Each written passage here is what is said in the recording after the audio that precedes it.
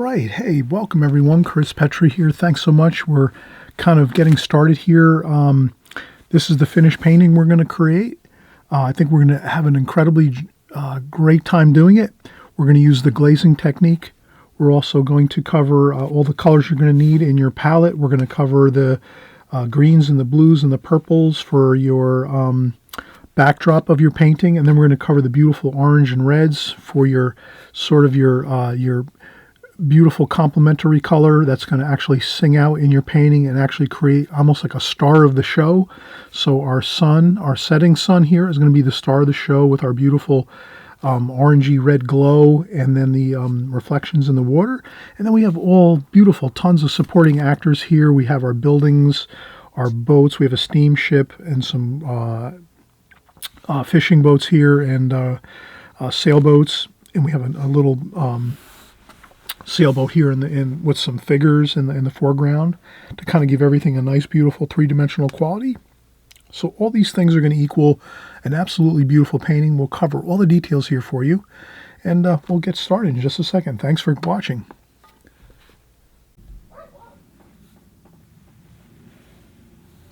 Okay, everyone, we just saw the finished painting. We're going to get started here, so I figured I would kind of maybe just take a little bit of time to explain how I did this sketch here. And then sometimes I figure it might be helpful if I can just, instead of drawing this out, it's very simple type sketch. The main thing was that I looked at this photograph, and you can see the photograph here.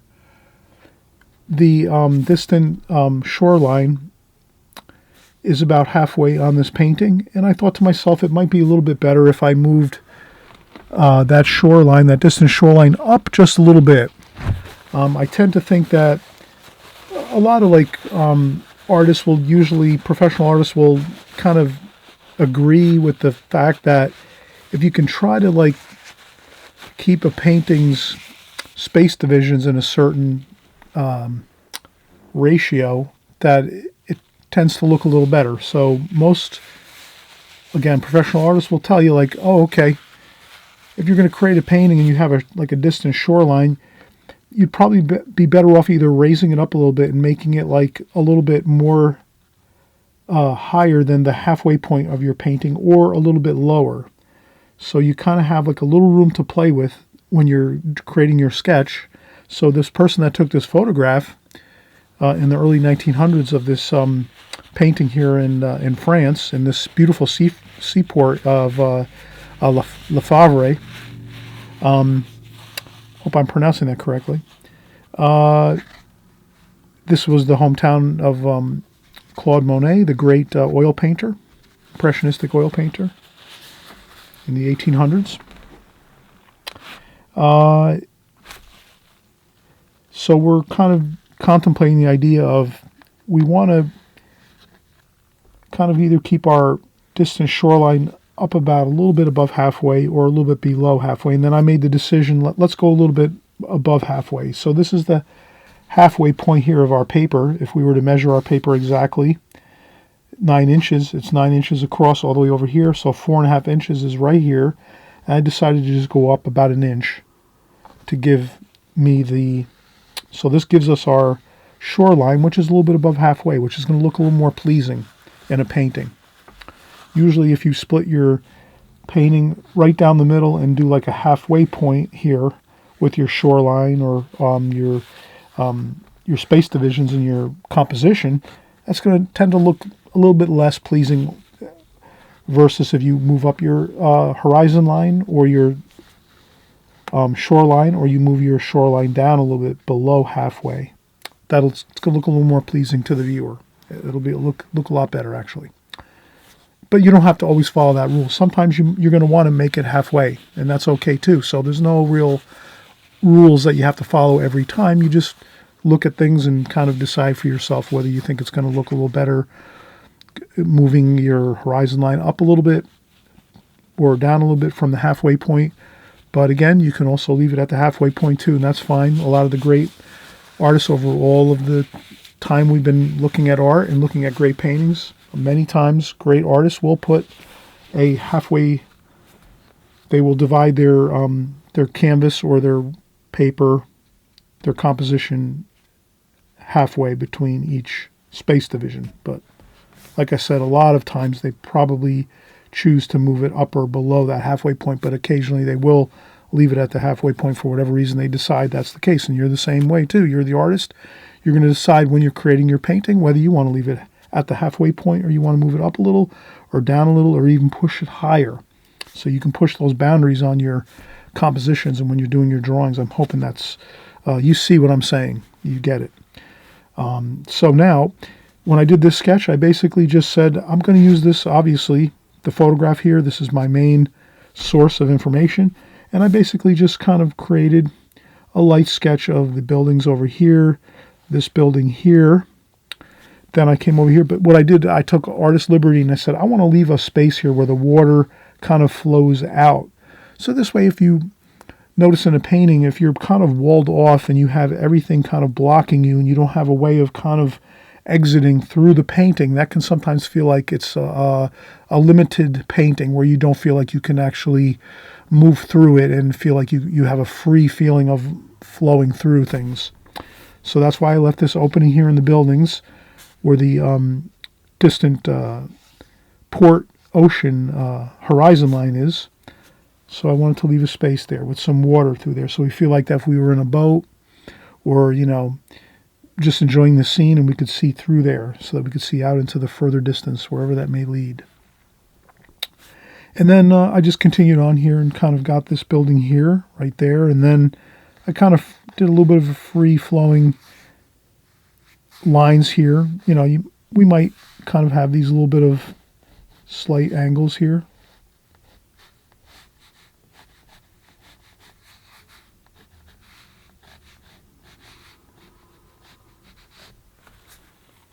So you can kind of get your angles as you go through here. These buildings are getting closer to us.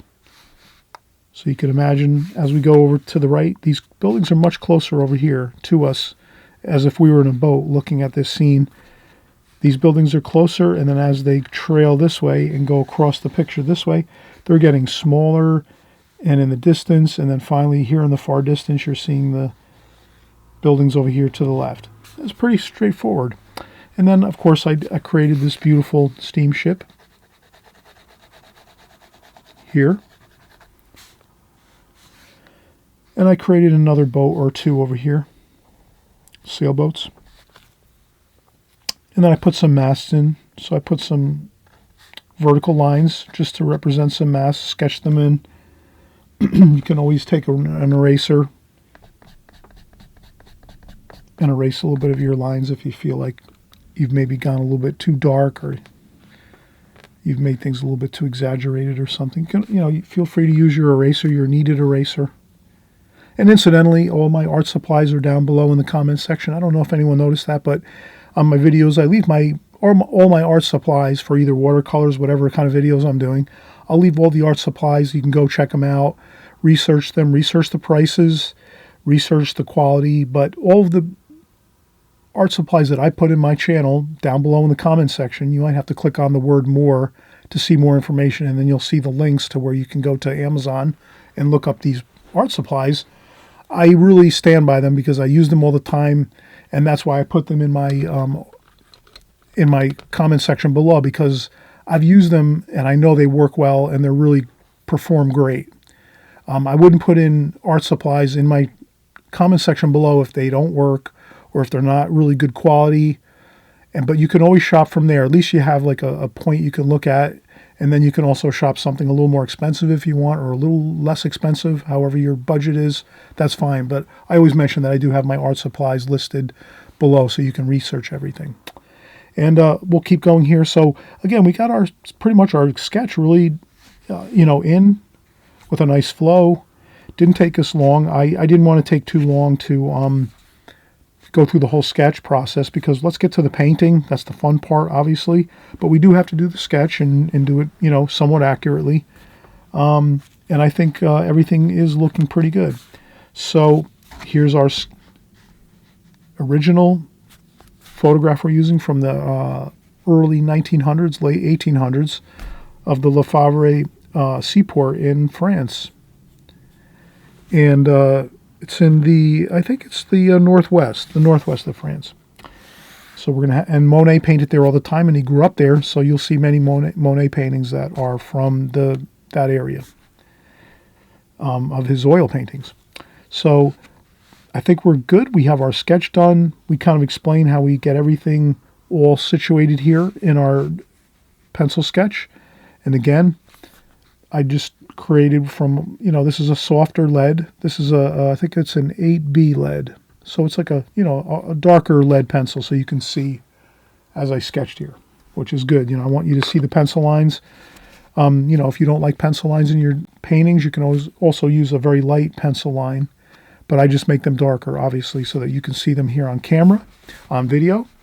All right, let's get excited. We're going to get ready to paint soon. Let's take a quick break. We'll come back. We'll start mixing our colors. I'll tell you the color scheme we're going to use. And of course, we're going to use the glazing technique, which is a beautiful watercolor method and technique that a lot of artists use. A lot of watercolor artists do use the glazing technique, the glazing method.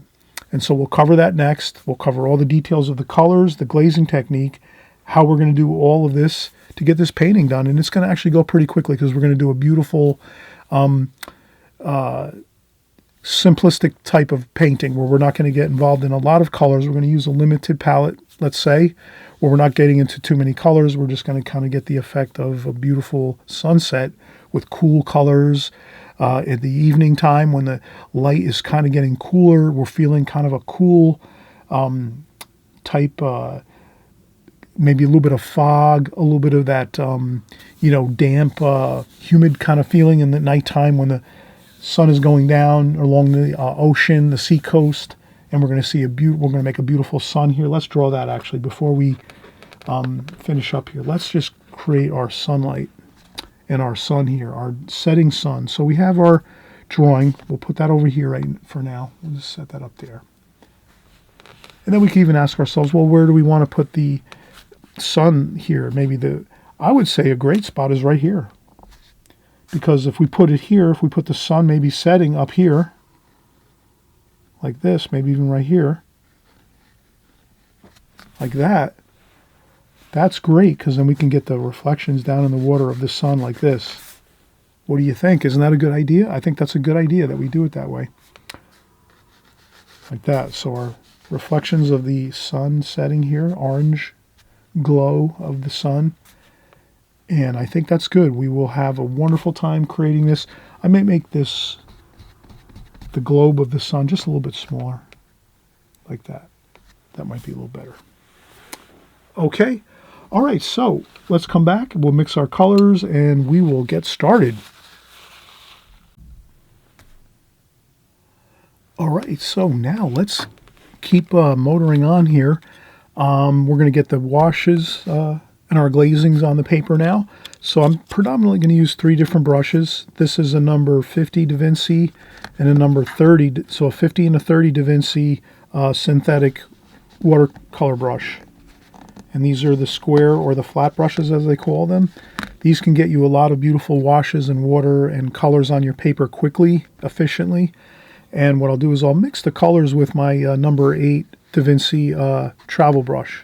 So I have a Da Vinci travel brush here, number 8, and this is a Kolinsky Sable natural hair brush, and these are synthetic brushes here, which are the Da Vinci brand, and it's a number 50 and a number 30 millimeter.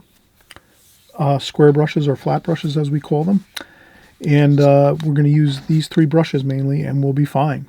So the first thing I'm going to do is let's mix our colors. So what I'll do is I'll set my other brushes alongside here on the table and we'll start mixing our colors. And what I wanted to mention is your colors for this painting, I'm going to move my phone here. We're pretty much, I don't think we're going to use the reference photograph anymore because now we're just going to kind of be more creative with our painting and just go with the flow. And we'll show you the colors here as we go as to how we're going to paint this. So first thing I'm going to do is I think I want to use a transparent blue. I think that'll look good. But I'll use opaque blue too. So let's do this here. Let's get the blue. Let's do this. Let me move these up here. That's cobalt blue.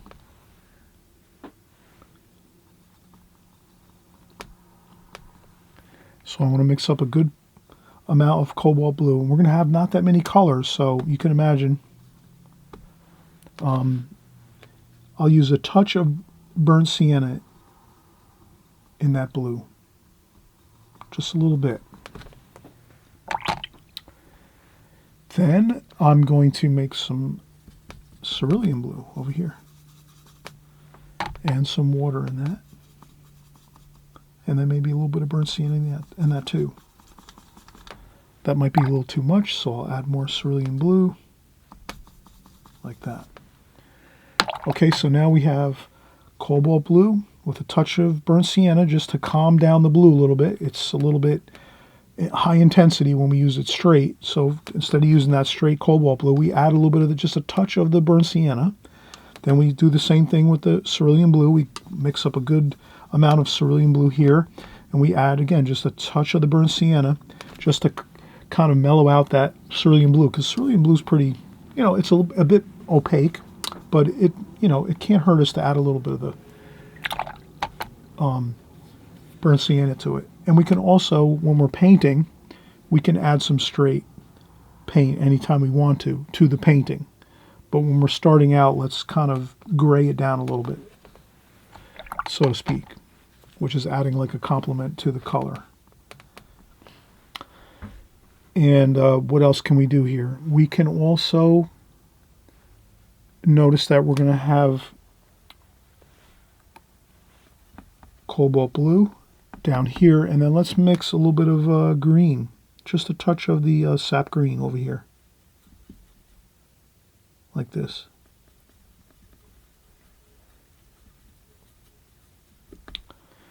To the cobalt blue over here. A little bit of sap green to that. So now we're getting kind of like a nice mixture of blues and greens, but mostly blue, and that's the cobalt blue. And then we'll even add a little purple, some violet over here on this side. So now you can kind of see we're mixing up pretty much a really nice blue, green, purple. So we have our main colors, cerulean blue with a touch of burnt sienna,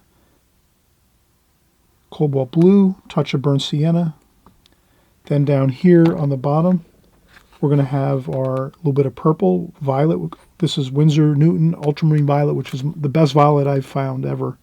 When I'm working with watercolors, this is always my violet I use, my purple. And then here I use the cobalt blue. And then over here we added a little green to the cobalt blue. So we have a little bit of a blue-green mix. So a blue, blue-green, blue-purple. Up here, again, we have our standard cobalt blue and our cerulean blue. And then over here, let's add a little bit of orange up here. So this will be our complementary, kind of our real, a little bit of that with some cadmium red. Maybe a little bit of alizarin crimson too.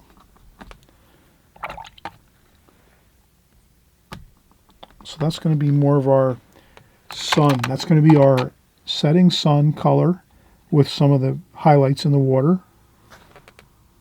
This will be like the, if we were thinking about a musical concert or an opera concert, the orange is going to kind of be like the soloist, the singer, the lead singer.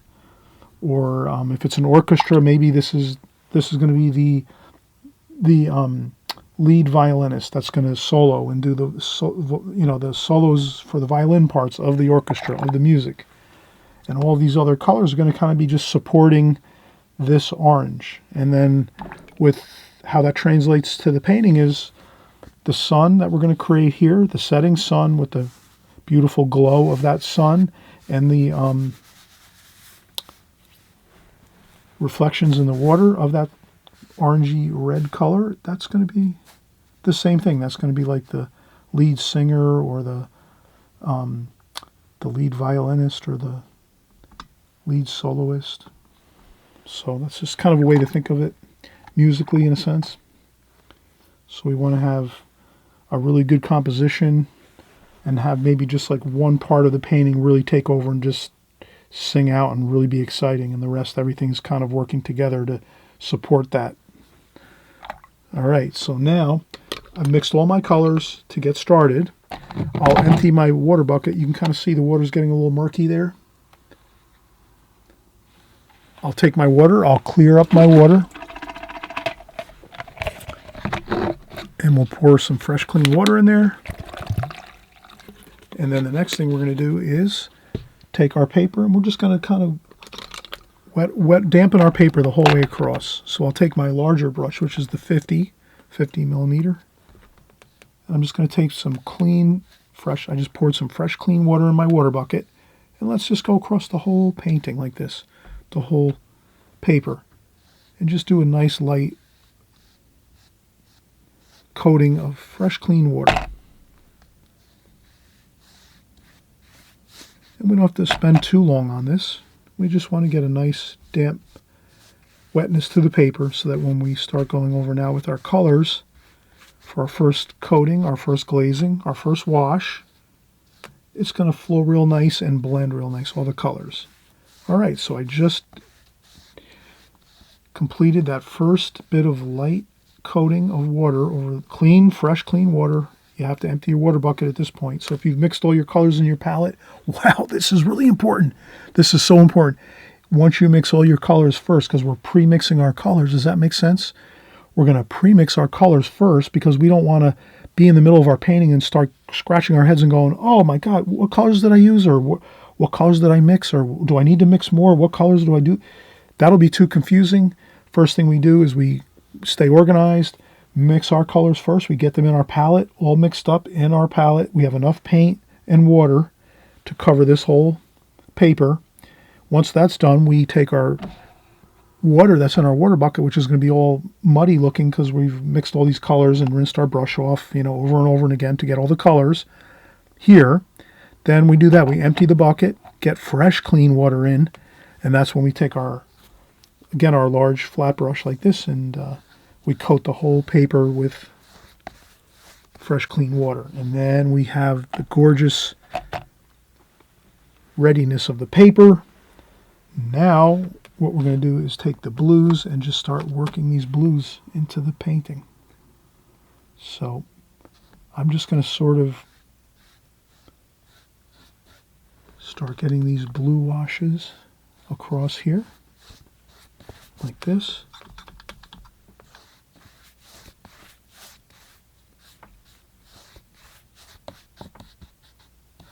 Okay, like that. Doesn't have to be perfect. Then you can come over here and you get your blues and greens.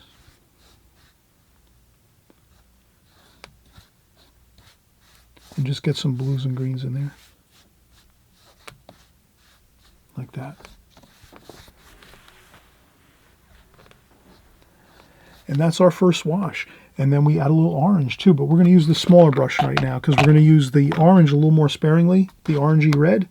So let's take our number 30, which is a smaller, and there's other brushes you can purchase too. You'll see down in the description box below. I have all my art supplies in my description box. So I have these brushes in there, and I have other brushes too that are, different. They might be a little more thicker. These are kind of thin looking. You can kind of see how thin those are. There's thicker ones you can purchase. I'll have some of those in there too. But this is what we want to do next. We want to take a little bit of this orange glow and do this. Quickly get that orangey glow on there, but not too much mixing. If you can imagine, you just want to get it on real quick. Like this.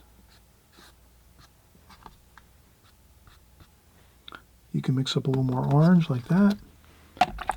If you have to, as you're going with a little red. Okay, get some of that orangey glow here. A little bit in the water too.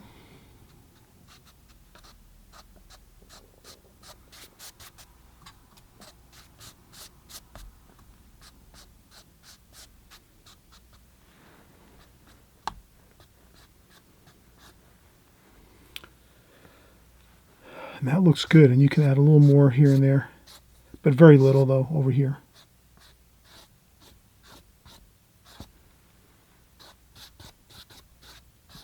but that's just all about blending. So you just blend that orange around a little bit, but try to keep it kind of concentrated over here. Maybe a little bit over here, but we'll concentrate the orange glow over here by the sun setting. And I think that's fine. That looks pretty good. Okay, so now we have to let this dry 100%. And that's one of the keys to watercolor. If you're using the glazing method, the glazing technique, and I have that in my book. My book's below if you ever want to be interested in checking out my book. All of my watercolors, my best watercolor paintings over the last 5 years are in my book below. You can see a preview on video of my book, quick video. It's like 2 minutes long, and I cover every page. I go through each page of the book in my video so you can kind of see what's in the book. So you don't want to buy a book if you can't see what's in it. Because then if you get it and you look at it and then it's nothing, you thought there might be a lot of paintings in there, and there's only like 2 or 3 paintings, you'd be very upset. So I have all the pages of my book in a quick video below so you can see what my book looks like. But I'm telling you, in my book I cover a lot of glazing technique paintings just like, are similar to this one. And I also cover the alla prima technique, which is a little different, which is painting without the glazings and just starting in one place of your painting and working your whole painting out from there. So I do the 2 main techniques of watercolor glazing technique and the alla prima technique. So if you want to check out my book below, it's a great read. You'll be able to see incredible amounts of paintings that I've created over the last 5 years that are the best of my best paintings. And I hope you'll definitely purchase it, and you won't go wrong with it. You'll have years and years of painting from my book, because you can take all the paintings and just work from those paintings and try to paint and follow along and create each of the paintings I've created numerous times. And that will really get you really in a solid way of painting that's going to always stick with you, and you'll have that basic knowledge of creating paintings in the alla prima technique or the glazing technique that I use.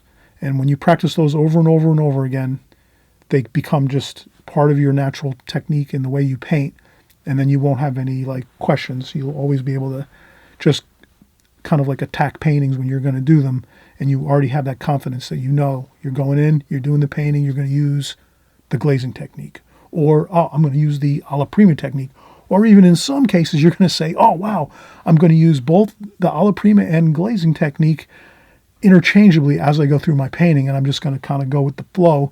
So it's really, if you learn the both techniques, then you can use them in combination or exclusively each of those, and you'll really have the watercolor medium handled.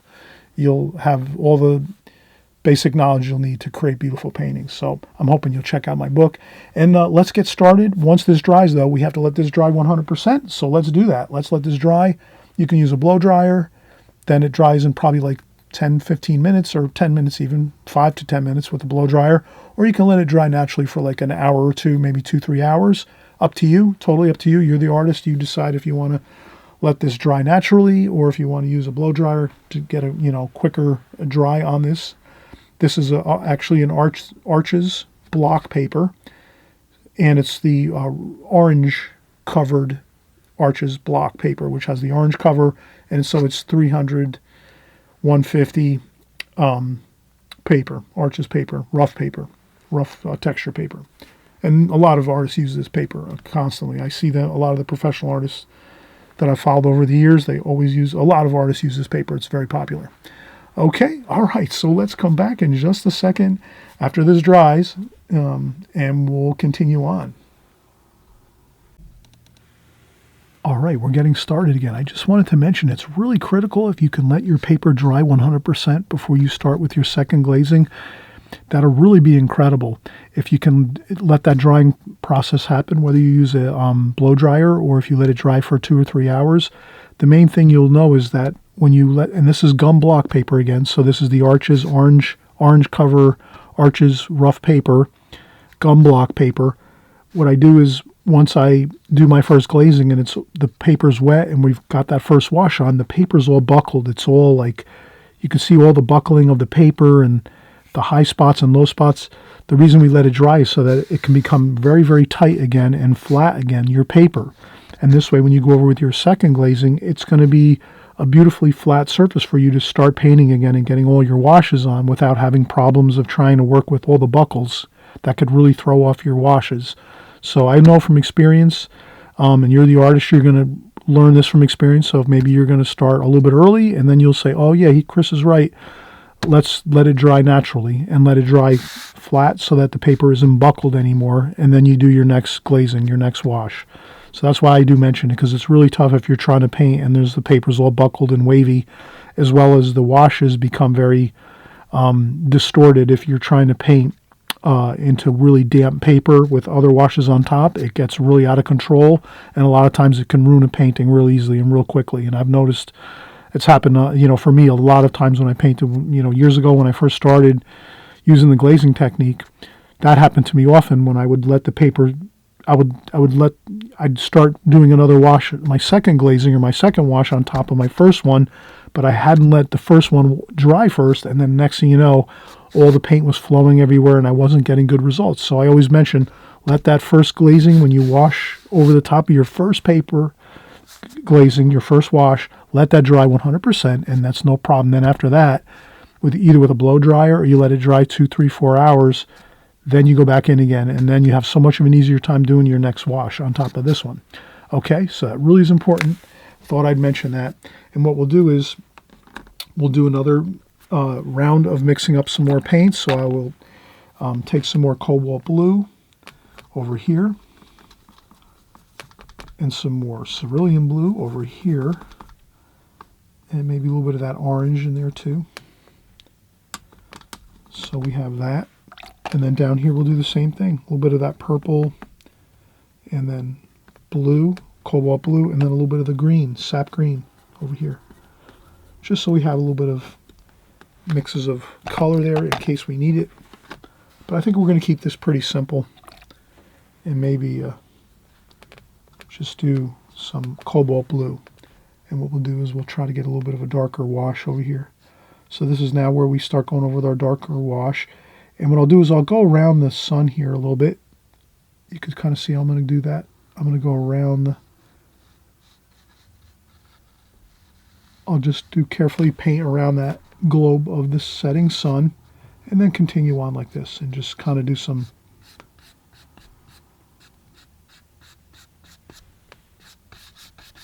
washes like this.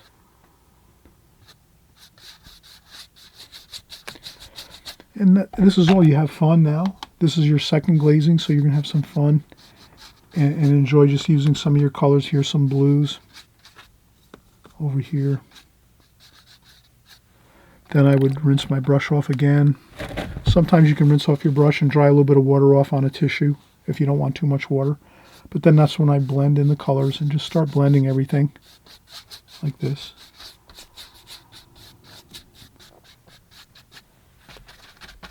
Like that.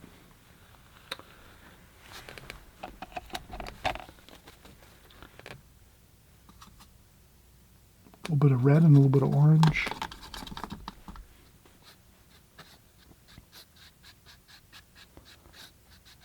Like that. I even go over with a little bit of, you can blot up a little bit of paint too if you want. Like that.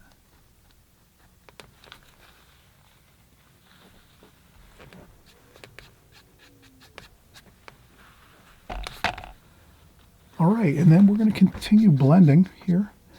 And what I'll do is, at this point, I'm going to start getting in a little bit of purple, a little bit of orange here between these buildings. And then we'll start getting in some of that darker blue, like this.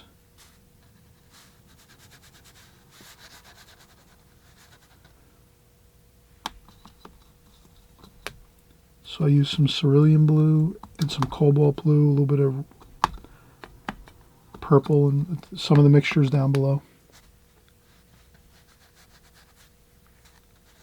And let's do these buildings now. So I'm going to make these buildings kind of darker blue, like this.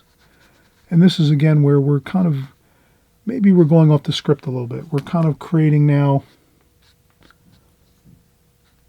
our own fun painting where we're just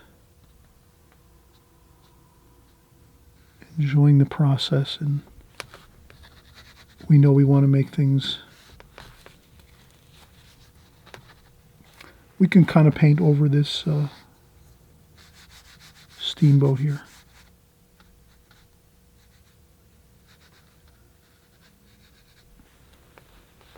With that blue, we can paint the steamboat over with the blue.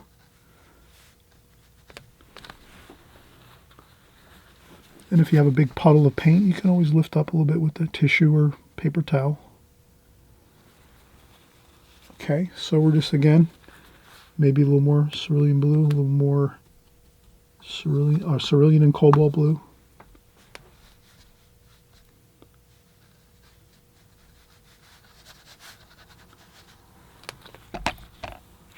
Then maybe we just gray that down a little bit, like that, with some of the greens. Okay.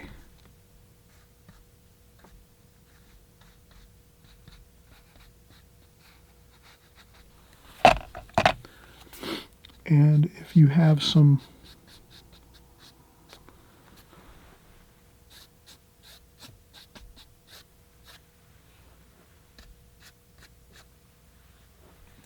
if you see some things like this, you can kind of see how that's starting to blossom out. Sometimes if you add too much water, your paint will start to get out of control of the washes, so you don't have to worry. You blot up a little bit with your tissue, and it should be fine. And then we're going to do the same thing. More dark blues over here. And then you can also use your round brush here. If you find that you're starting to get into some details that need a smaller brush, you can get into a smaller flat brush, or you can use a round brush too with this painting. No big deal. Either way is going to work.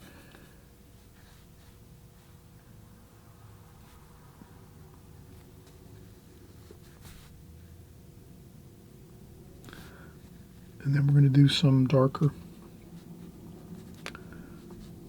bits of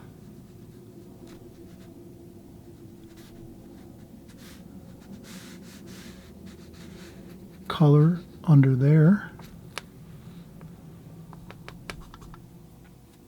Maybe a touch more of the cerulean blue. A little bit of more burnt sienna there. Okay, so you can add some colors in there for a little bit of a darker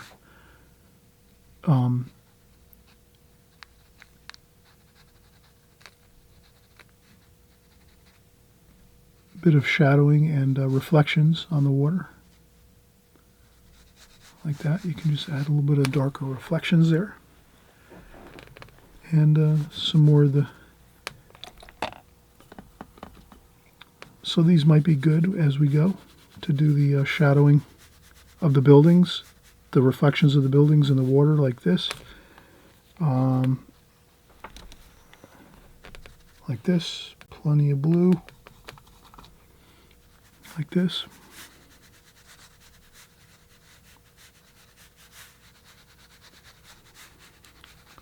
Okay, so we're doing some shadowing in the water,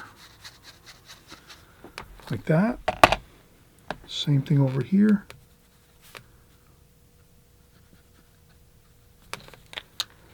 And again, if you have a couple washes that's where letting things dry help out.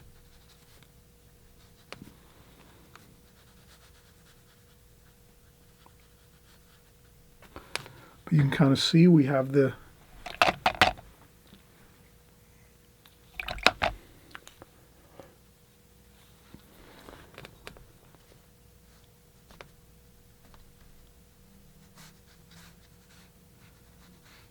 wash is going really well for us here. And what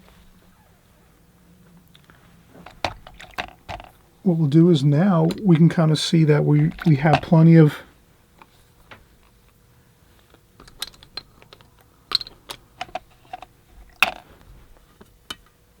water here where we can start to get some.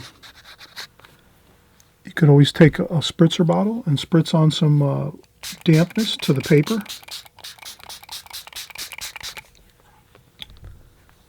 And then start to get your your washes in your water like so.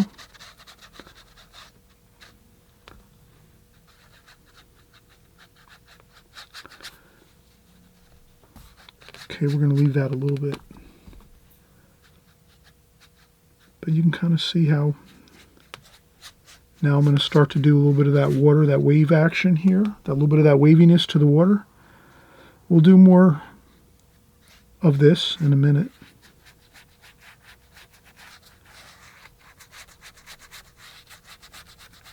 But you're kind of seeing how everything is starting to work together now for the whole of the painting. It's like we're harmonizing everything together, the colors.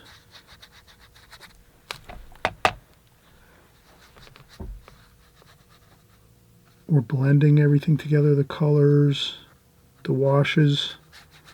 We're getting some of those nice wave marks on the paper here close up. So you kind of just take your brush and go back and forth like this, like the waves kind of flow. You know, if you get a good feeling, you think to yourself, oh, wow, nice. We're on the water. We can feel the waves. Or you're maybe by the ocean and you're seeing the waves. You kind of get that thing in your mind, that little bit of emotion and a little bit of thoughts of the waves in your mind. And then you start doing the same thing with your brush. And then you create those kind of nice choppy looking waves here in the foreground. And then as we get here in the further distance, it's a little more calmer. We don't see the details, I guess, here in the further distance. But that's really what you want to have here right now, is this kind of look to the painting where you have your first light wash in, and on the paper you let it dry 100%, and then you're going to let your first wash dry, and then you're going to create your second wash, which we just did, and that's the darker here, the darker colors, the darker blues. But you're only going to do these darker washes here once that first wash is completely 100% dry. We talked about that just a second ago. And then now that we have our second wash done, where we did some of these choppy waves like this, and you can even do a little more, and we'll let this dry now. This wash now is going to dry, our second wash, and then our third wash, which will be our final wash, where we're going to do all the details. That's where we'll do some more final touches to the painting, and it'll really just become a beautifully finished painting once you have let this second wash dry. Now we're going to let our second wash dry here, and we'll come in and do our third wash.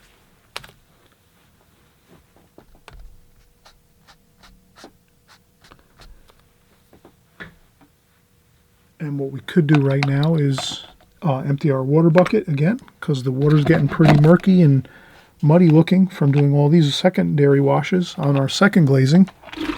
So that's when we empty out our water bucket, put fresh clean water in our water bucket. I'll do that now off camera, so we don't have to worry about that. And I hope you're going to give me a thumbs up if you like this video. Hopefully you'll share this video to other artists that you might know, other watercolor artists or oil painting artists, whoever you might know in your artist communities. Hopefully you'll share this, because this is a really fun painting to do in watercolor. I think everyone can pretty much do it, whether you're a beginner or if you're more of an advanced painter, you're an old grizzled pro at watercolors. Doesn't matter. This is a fun one to do. Doesn't matter what level of painting expertise you have. You can definitely do this one, have a great time of it. And again, once we finish up, you're going to see how incredibly beautiful this looks. Okay, so we're going to let this dry now. Our second wash, remember that, the second wash too, when you're done with that one, let it dry 100%. And again, you can use a blow dryer. 5-10 minutes of blow drying will dry off your second wash, or you can let it dry 1 or 2 hours or 3 hours, depends on your room temperature and how much water you've put on. But and again, the way you know your paper is dry is when it's completely flat again. And we're using, again, the gum block paper, which is the paper that's all gummed around the outside edges. And once you paint on that and then you let it dry, the paper goes back to a perfectly flat state where it's completely flat, easy to paint on, and that's what we want. Right now the paper's all buckled like this. I don't know if you can see it on camera, but the paper right now is doing all of this kind of a thing. It's really hard to paint on a buckled paper like that when it's all wet and full of water. So that's why we do have to let that dry. So please, please, please let your paper dry between glazings and you'll never have a problem, okay? All right, let's come back in just a few minutes. We'll finish up the painting.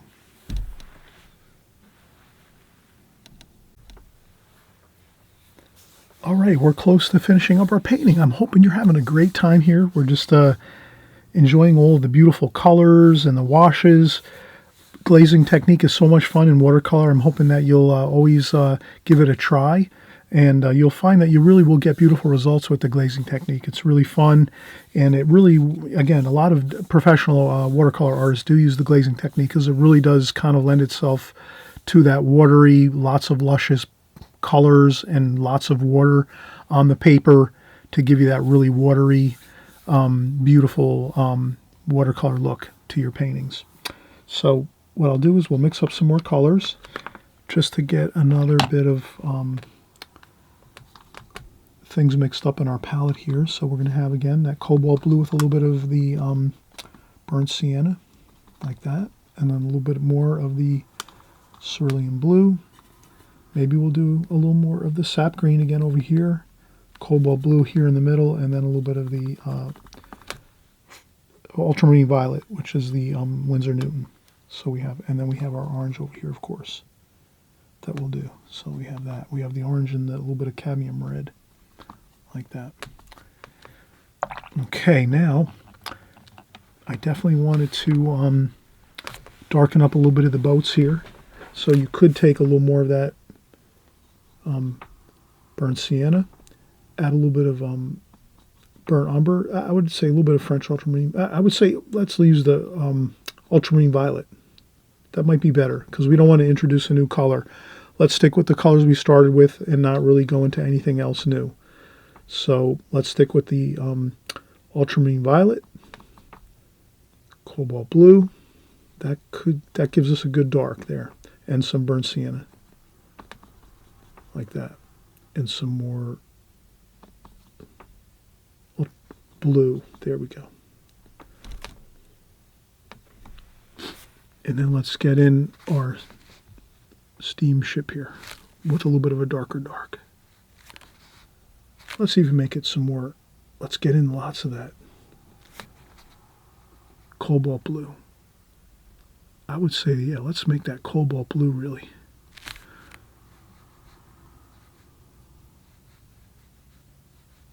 Okay, looks good. And then a little bit of that shadow underneath it, the reflection underneath that,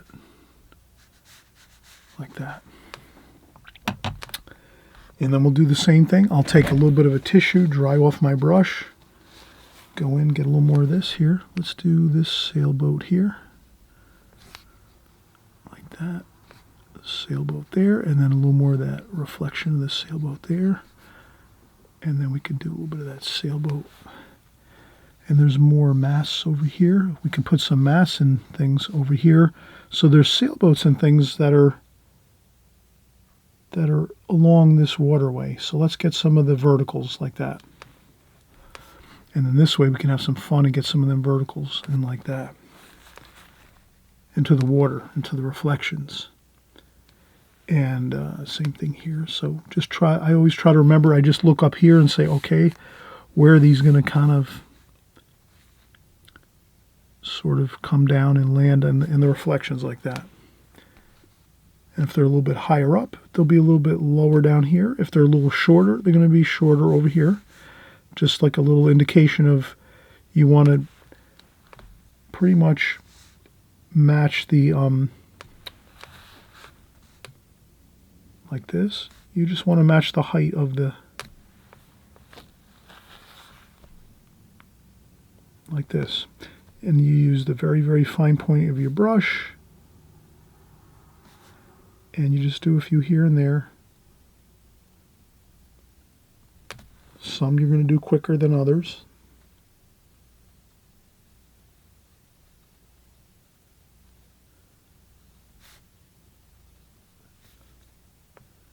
I'll put another boat over here and some reflections, like so.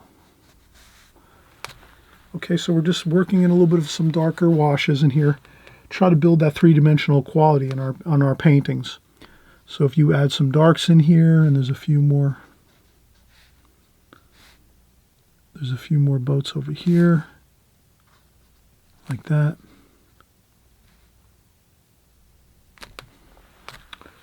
That gives you that three-dimensional quality that you're looking for, of having things darker in the foreground here closest to us, and then in the backdrop where all these buildings are in the far distance, they may be like a half a mile that way, or maybe not. Maybe these up here are only close to us, and we'll do some more windows and things over here maybe.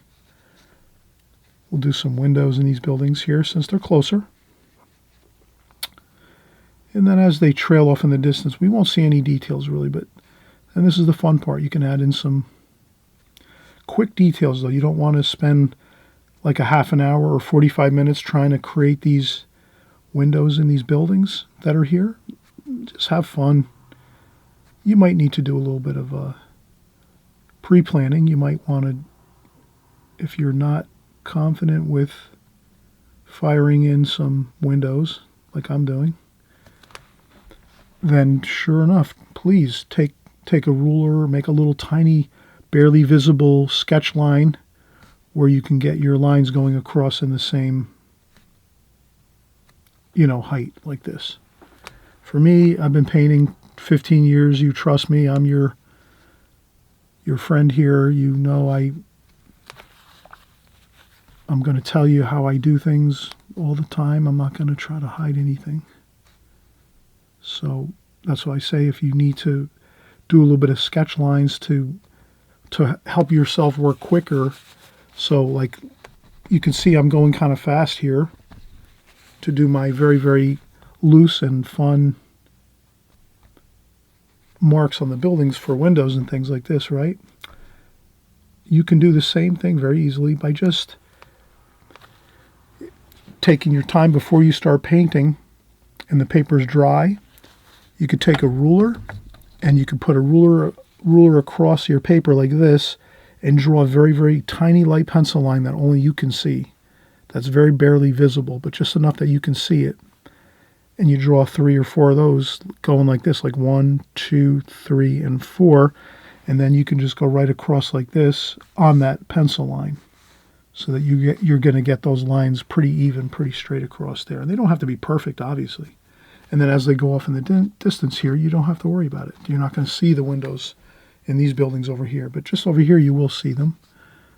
And you can make a couple arched doorways here maybe, just to do a little different, something different. Like that.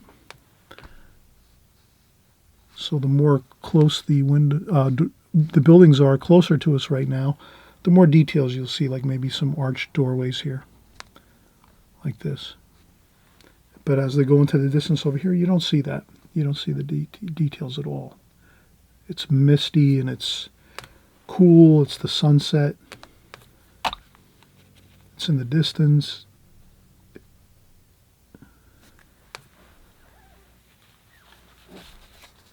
Okay, so that is looking pretty good.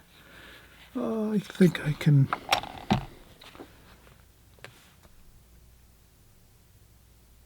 There we go. And you fix up a few spots here and there as you go.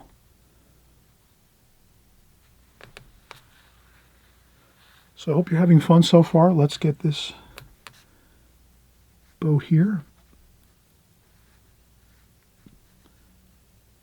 And we have like a boat here with some figures, maybe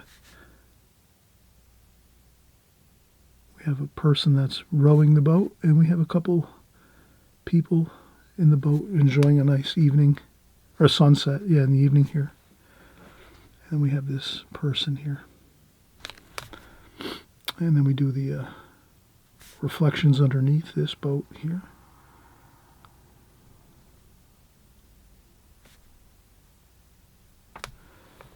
Like that. And you'll see how that works out really nicely.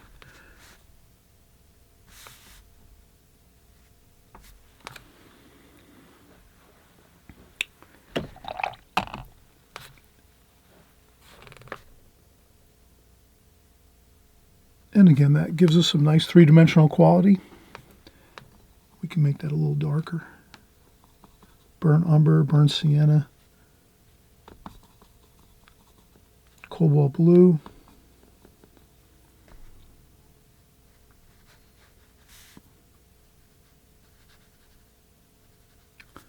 Like that. All right, and now I'll do one more, kind of the icing on the cake, so to speak. That's what we're going to leave for last. Of course, I wanted to do this for effect. You're going to really enjoy this now. So now that we have everything here pretty much really all set, now the star of the show, the lead singer, as we would say, or the lead violinist in the orchestra, whatever you want to kind of think of it, it's going to be the real beautiful part of the painting where we're going to add in that gorgeous sunset, where we're going to add some beautiful orange and red paint to this sun here that we created right when we started, and we'll put those reflections of that sunlight right into the water. You'll see how it just kind of really sings out in the painting and really looks absolutely beautiful. Okay, so we're going to come back and do that in just a second. I just want to let this dry now, and then we can accomplish that last bit of beautiful detail in this painting, and you'll see how great it looks. Okay, all right, so we'll be right back. Okay, so we are really excited now. We're kind of finishing up the painting here. We're excited. It's almost like the frosting on the cake here. And what I'll do is I'm going to just clean this one spot of my palette so that we can have some really good, fresh, clean color here with our cadmium orange and a little bit of cadmium red for our glowing sunset. And then we add a little bit of blue and green. And we tone it down a little bit, maybe with a little bit of blue, purple, green. And we'll put a little bit of red there. Okay, so we kind of have everything all set now for our sunset and our sun glowing here in the sky as it's setting in the distance here. What I'll do is, before I do that though, let me just, one more time, let me revisit. So you will see that occasionally and I'm hoping if you're not subscribed, I'm hoping you're going to subscribe on the right-hand side below. This channel, I've been here on YouTube for over 5 years now doing watercolor painting tutorials. I'm hoping you'll join along every week with us. We're doing like 2-3 paintings a week. So you can join in anytime you want. But when you subscribe below on the right-hand side, all that's going to do is YouTube will just alert you when I've created a new video, so you kind of know that I'm here creating new videos every week and you won't lose me. I know some people have written me and they said it took me like 6 months to a year to find me again on YouTube, because YouTube is such a huge place and there's so many videos and so many artists, and sometimes it's really difficult to find a video or an artist that you like. So I'm thinking, if you're at the right place at the right time if you're here, and I don't want you to lose my channel as far as not being able to come back and see us again here as we're painting. So if you click on the subscribe button below on the right hand side, all that does is just YouTube will let you know we've created a new video, and you won't lose track of where we are on YouTube. And you'll also know that we're creating some new videos in the coming weeks, because we're working here every week on YouTube. So I'm here week after week, month after month, and year after year for you, so that you can work along with us and learn watercolor. I cover all the basics and fundamentals of watercolor, so you won't be, guessing on things. You'll know that you're learning the best quality methods and techniques in watercolor that you can learn that will actually really help you to get your watercolors looking beautiful, and you'll make a lot of progress. So I'm hoping you'll stick with me here. So again, here I'm going to just do a little bit of more of those little small bits over here of the water, the choppiness of the water.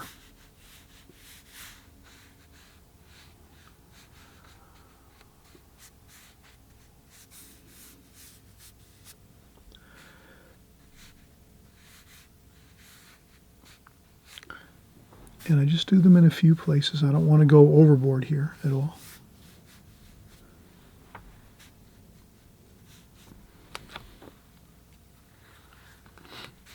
But just in a few places here. Just a couple of those choppy bits of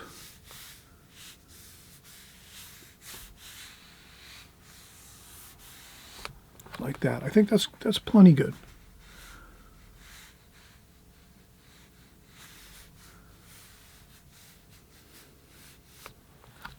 That's fine. Just to give it some texture down here in the bottom of the water here. So that looks really nice. Having that little bit of that choppiness here, the couple of little details.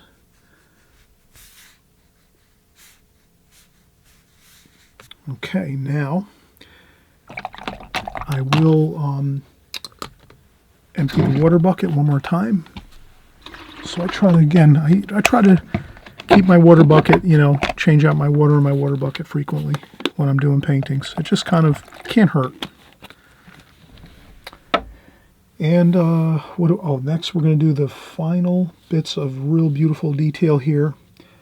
I will go with a smaller brush here. So I'm going to use a Da Vinci number 5 travel brush, and this is a synthetic brush. This actually comes with one of the palettes I think I have too. All of my art supplies, again, my tools of the trade, my art supplies that you're looking to kind of learn about, study a little bit about, compare pricing. If you're just starting out here and you're going to be purchasing some new art supplies, I want you to have all the tools you need. This palette actually is a great palette. It's a Whiskey Painter's private stock. It's called Whiskey Painter's Private Stock, and it's a wonderful palette. It's a metal palette, which I really advocate, and these are some pans that are inside. I customized this palette myself with a few different pans that I created myself, but for the most part, when you buy this palette, you're going to pretty much get everything that you see here pretty much, and as well as this free brush, which is a beautiful Da Vinci travel brush, round brush, synthetic, which means it's great. It doesn't flood out with too much water. When you use synthetic brushes in watercolor, it's very much a really good user-friendly brush for a beginner. So if you're just starting out, maybe your first couple weeks in watercolor, and welcome if it's your first time here seeing my video. Thank you so much for coming by and having confidence in me. I'm going to give you all the basic knowledge that you need in watercolor, you know, straight to you in a timely fashion, so you're not going to be at a loss at all. This Da Vinci number 5 is a beautiful brush. You can see it's got a really good, excellent point. It's synthetic brush hairs, which means it won't fill up with too much water, so you won't have too much problem with paint flooding off the tip of your brush. So then this, again, comes free with the Whiskey Painter's Private Stock paint box, which is an incredible box that would last you long, many, many, many years. So if you buy this paint box, it'll probably last you 20 years or more. So great paint box to have. I'm going to start using it a little more frequently, but I do have my Schmincke watercolor palette, which I really is my go-to, which I always have for YouTube here. It works great for my setup. So let's get started with our beautiful sun set here. I'll use some cadmium red too. Let's make that even more exciting. Wow, see how that looks great? And then we can add some cadmium orange. And this is what we want to do. We want to have a smaller brush like this with a fine point to get this sunlight, this actually glowing sun like that. All right, look how good that looks. Now we are going to add some beautiful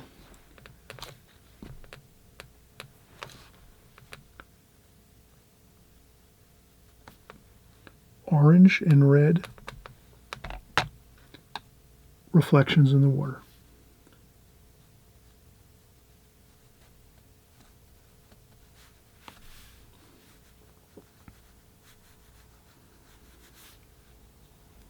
And I mix that with red and orange.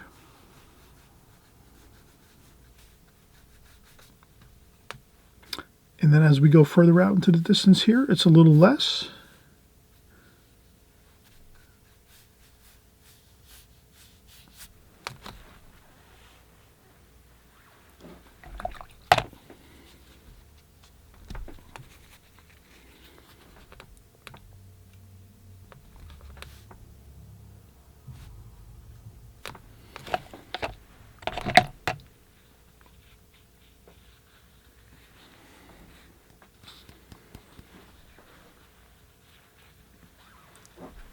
And I hope you've enjoyed this video. This is so much fun.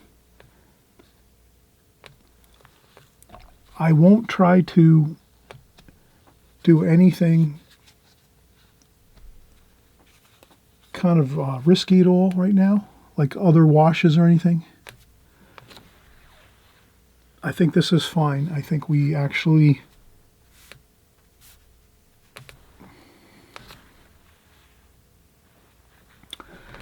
I will add a little bit of that orange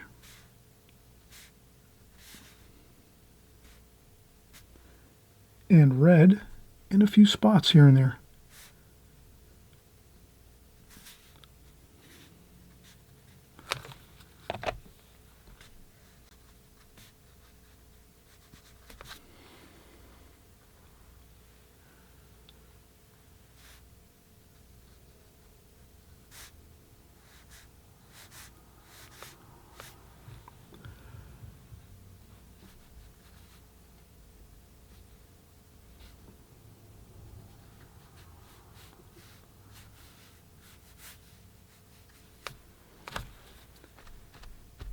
And I blot up a few things here and there, but I wanted to add some of that orange and red just in a few spots.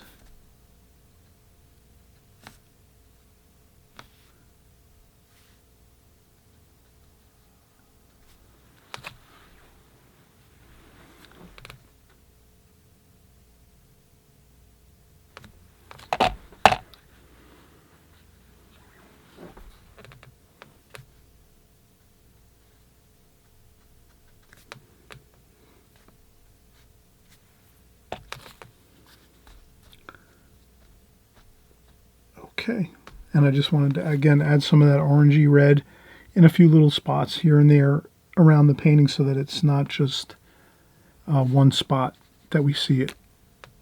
So you could also add in a few other subtle areas though. I think that's what works best. If you just add it in a few, a little bit of that reddish, cadmium reddish color. You know, you might add it over here a little bit too. And a couple of the windows and doors.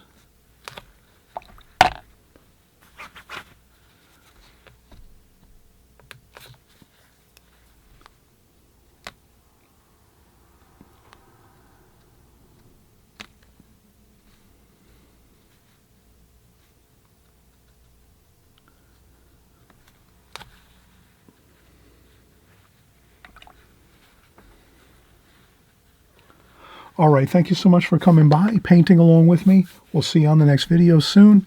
And again, please, if you haven't subscribed, subscribe on the right-hand side below so you stay in touch with us. We're having a great time here on my channel. We're all together getting better at watercolor 1 week at a time. So when we get together every week, you'll be learning new techniques, new methods in watercolor. You'll be learning all kinds of interesting subject matter. We cover seascapes like this. We cover landscapes, still life with flowers, and we also cover portrait painting occasionally. We also work with ink and wash. So we do a lot of things with the watercolor medium, and you'll always have a variety too here. So you won't ever find that you'll be bored with my channel. You'll always have new things to challenge you, things to get excited about, to learn about, new things to create wonderful artwork. So we'll see you soon. Again, thanks for coming by, joining along. We'll see you soon, and I hope you have a wonderful time working on this painting.